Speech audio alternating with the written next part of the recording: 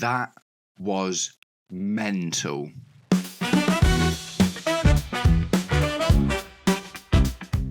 Welcome, Blue Believers, to another episode of the Stamford Sync, where we are syncing up with everything Chelsea FC. Chelsea 4, Benfica 1. What an absolute madness that was from start to finish for so many reasons, and there is a lot to get into, so let's go. Chelsea took on Benfica in the first round of the last 16, and it did not disappoint in terms of spectacle. For the first 85 minutes, it wasn't exactly blockbuster, but then everything changed. But before we get into the madness, we'll just talk a bit about the lineups and the game in general. Alright, so lineups-wise, I was mostly right in my predictions. Chels started in place of Adara Bioyo. Romeo Lavia played as a sole 6 in a midfield 3, and that means Noni Madueke was left out because it was Pedro Neto on the right and Cole Palmer on the left. So pros to the game were... we actually were looking pretty good. So the score for the first 85 minutes, stick with me, it's going to get much more interesting, was 1-0. This literally was a game of two halves, but not just 45-minute halves, like two chapters to the epic novella that was the game that was Chelsea versus Benfica. The first half saw our midfield looking good, the passing play looking good, we dominated possession, and Benfica were really, really resolute in their defending. Absolute props to Nicolas Otamendi, man. And you know what? Their goalkeeper did an amazing job as well. Some absolutely clutch saves from the Benfica goalkeeper, especially for one particular moment, which was, for the most part, the best chance of the first 85 minutes, that actually came from Marc Cucurella trying to curl one in on his right foot, and the goalkeeper just got to it. But if that goal had gone in, that would have been unbelievable. The deadlock was eventually broken by an outstanding free kick from Reece James. Oh, mate, this goal, it was stunning. He was, 25 yards out on the left, something like that.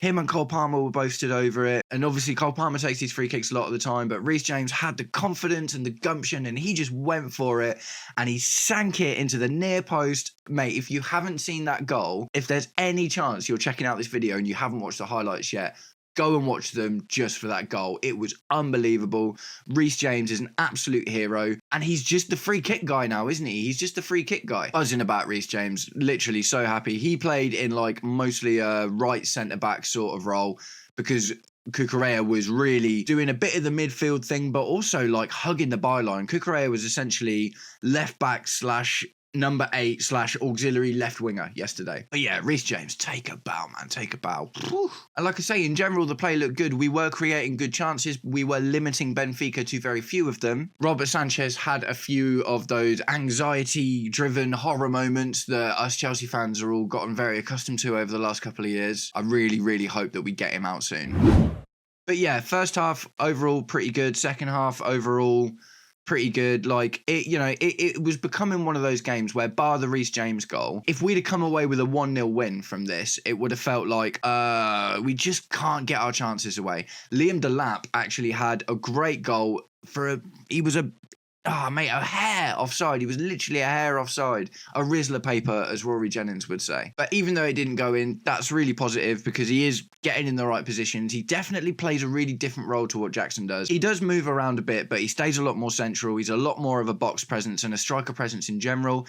But alongside that, he still is linking up and trying to put other people in and being part of the connecting play, not just hovering around looking for opportunities to score goals. So I'm feeling good about Liam Delap, even though nothing came off for him in this game. It looks like really, really promising. And if we continue to improve our squad balance with the likes of Jamie Gittins, who we've also just looked like we signed, I haven't seen anything official about how the medical went yet, but that's probably because there was so much mental news in America last night that's probably fallen to the wayside somewhere. So for the most part, that is how Chapter 1 ended up playing throughout the game.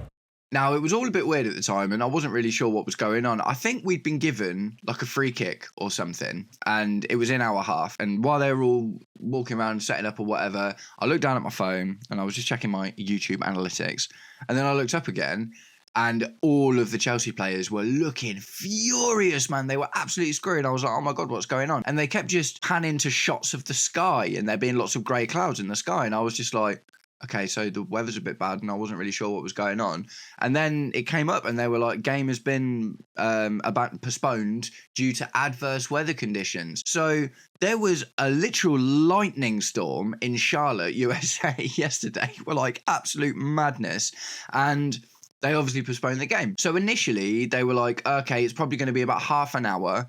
And it was like, right, okay, so the Chelsea players were screwing when they walked off. They were obviously got 4 minutes left of regular time and maybe 2 or 3 minutes of added on time to play before the game's in the bag. So obviously absolutely screwing. Oh, mate, it just got worse and worse and worse. So I made the decision, do you know what? Oh, it's 84 minutes in. They're going to come back out in half an hour. We're just going to shut up shop and then we'll probably walk away with a 1-0 from this game, won't we? So I was like, I'm going to come up and start recording my match review. So I was here in my office, camera, lights, microphone. I had the game on, the commentary of the game. Obviously, they'd gone back to the studio with the pundits. I had it on my laptop so I could keep an eye of what was going on. And I was like, any minute now, the game will start again. And by the time I finished making my match review, then I'll be able to, just watch the last 5-10 minutes of the game or whatever, and then I'll finish my review. So it took a really long time, man. And what ended up happening, right, was if there was a lightning strike anywhere in a 10-mile radius of the stadium, then the timer kept getting reset to 30 minutes every single time there was a lightning strike, and it just kept on happening. So we ended up waiting 2 hours. I tuned into Josh Aveste's stream. Big up Josh Aveste, another great Chelsea YouTuber. Does a load of stuff with Joey Knight, and he's on the kickoff very often. Really, really good Chelsea YouTuber. Go and check him out if you haven't already. But mate, it was 2 hours, man. And I was checking in the so Nizar Kinsella, like a really popular Chelsea journalist, he was at the stadium and he was texting into this like BBC update thing. So I was checking it out. And he was saying stuff like, oh, we still don't know what's going on. We still don't know what's going on. The players are on exercise bikes in the training room in the grounds and doing keepy uppies, because this is the thing. They can't just go and chill out and have a beer or whatever. Do you know what I mean? Then, because they've got to be ready to play and they've already played 85 minutes, they've got to keep ready to go still. So you've got to imagine, obviously, it's still really hot, even though there's a storm. The Chelsea players are probably livid and they're all in this training room on exercise bikes and kicking the ball around, trying to keep their sort of match readiness up, because if they just did nothing for 2 hours, go back in and play 10 furious minutes of football, then injuries are going to happen. Speaking of injuries, one really unfortunate thing from earlier in the game is Benoit Badiashile got taken off with what looks like quite a serious injury. That is really concerning for him. I hope that it's not too bad and that he can get back to us soon, but ultimately it didn't look good. So I set up a YouTube live stream, and by this time it was like 20-1 in the morning in UK time. And then the players walked back out. Oh, mate, they were absolutely livid. They looked so annoyed about this. And because it had been so long, it felt like a new game. Do you know what I mean? It didn't feel like, oh, we're just going to play 4 minutes and everything's going to be fine. Sneaking suspicion in everyone's mind that something could go wrong. This definitely was more in Benfica's favour than it was in Chelsea's, because Chelsea were in the ascendancy, they were in the mode, they were ready to just see out the game. All of this time that had gone in between has obviously affected. People are getting annoyed, people are getting stressed out. Maresca was not happy about it. Today in the news, branding the gap an absolute joke. But it begs the question, doesn't it? We couldn't have just cancelled the game, because, as I'm just about to get into, anything could have happened in those last 4 minutes, 5 minutes to 8 minutes or whatever, including the added time. So we couldn't just cancel the game and say Chelsea won because they were 1-0 up. Because that is, in everything that we know about football, that just wouldn't have been fair, would it? And I said as much on the stream. I was just like, I feel bad about this, because, what I want is to just cancel the game for us to get the win. But I get that that's not really fair. We are talking about getting into the next round of a competition that is ultimately potentially going to bag the winner £100 million. So yeah, you can't just throw caution to the wind and cancel the game. And that would have been really, really unfair on Benfica. So like I say, that's really played into Benfica's hands, because I think because Benfica had nothing to lose and Chelsea had it all to lose, the pressure was all on Chelsea. The game was Chelsea's to lose, and obviously the players got inside their heads. So what happened is we played the extra 4 minutes and there was 6 minutes of added time. I don't think I've ever seen 6 minutes in one of these Club World Cup games. They're normally pretty stingy with the added time. but I assume it was maybe a gesture for the fans in the stadium, because although most of the people had cleared out by this time, the diehards, maybe 1,000 or so, a couple of thousand diehard fans had stayed in the stadium to watch the rest of the game. So part of me was like, oh, that's really annoying, because 6 minutes is like an age in this kind of situation, but fair enough, it is what it is. And then it happened. In my eyes, this penalty was outrageous, and I will explain why. So someone had clipped over a long ball into the Chelsea box. Gusto was in the Chelsea box. Gusto jumped to try and head it away, right? The ball goes over his head. Gusto's jumped and is like this with his arms stretched out. And then the player behind Gusto heads the ball and it hits the back of Gusto's hand. He's looking away from it.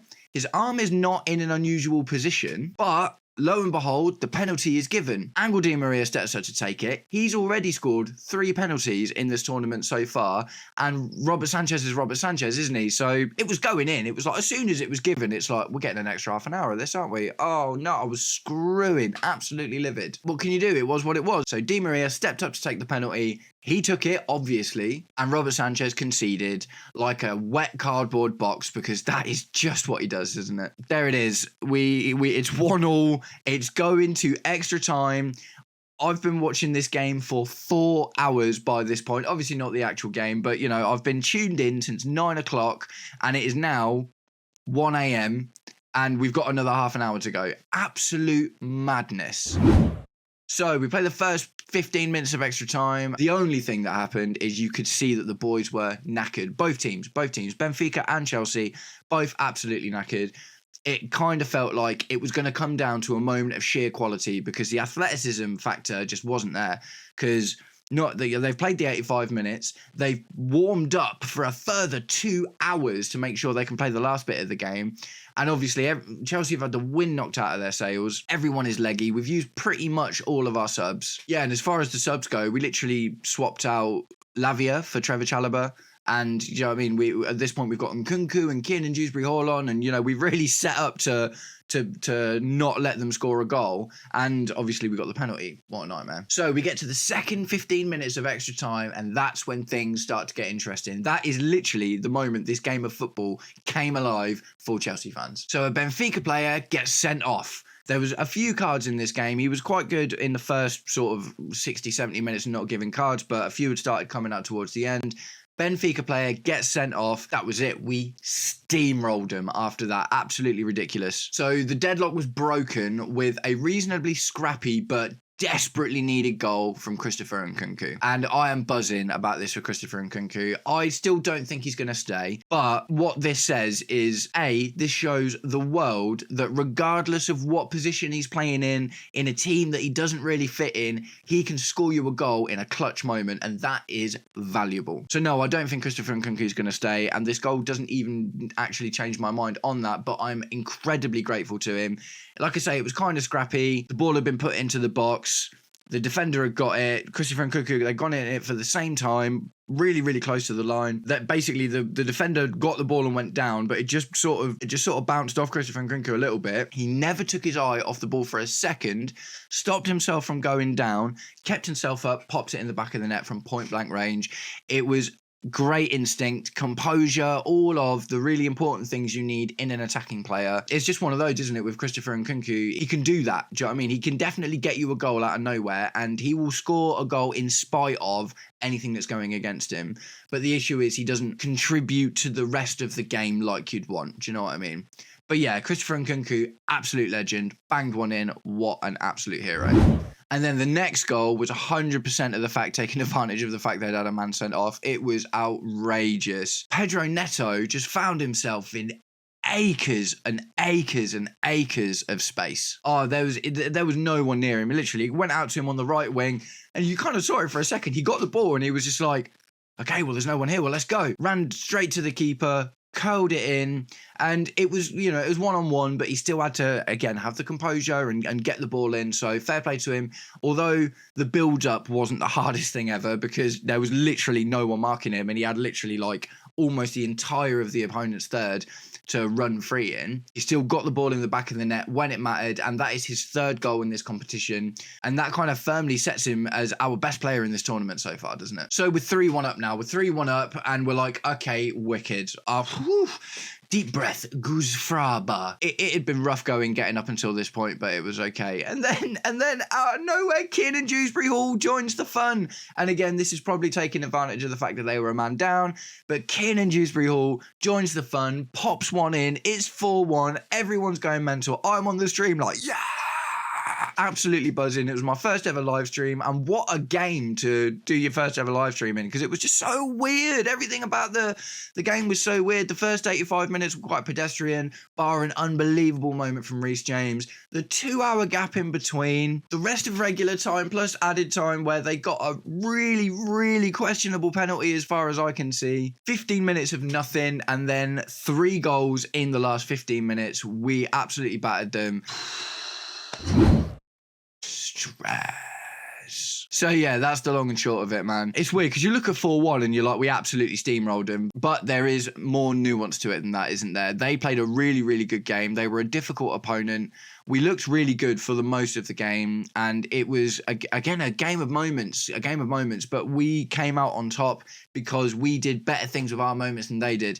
Truth of the fact is they didn't have loads of really good chances throughout the entire game. Their defense was resolute, but their attack was a little bit lacking. So it went the way it should have gone, really, based on the to and fro of the game. We definitely dominated. If it had finished that 1-0, we'd have been ruining missed chances and Liam Delap's offside goal and stuff like that. But obviously we've gone out with a 4-1 win, took advantage of them being a man down for sure. It's cool, man. We got the win over the line, and we are into the next round, which interestingly is against Palmeiras. And I know as a Chelsea fan, if you're anything like me, we are all very excited about this one because this is our first opportunity to really micro-analyse Esteban Willian, who has been performing well in this tournament. I don't think he's got much in the way of numbers for it, but he's looking really, really good. So just before the end of the video, I am going to ask you a favour, guys. If you are enjoying the content and would like to see more, please do me the distinct honour of liking, sharing, subscribing, hit all of the algorithmical buttons, or just roast me in the comments, whatever gets you through your day. Thanks very much for sticking around. I'm Matt. This is the Stamford Sync. Have a wicked day. I know I will. Peace.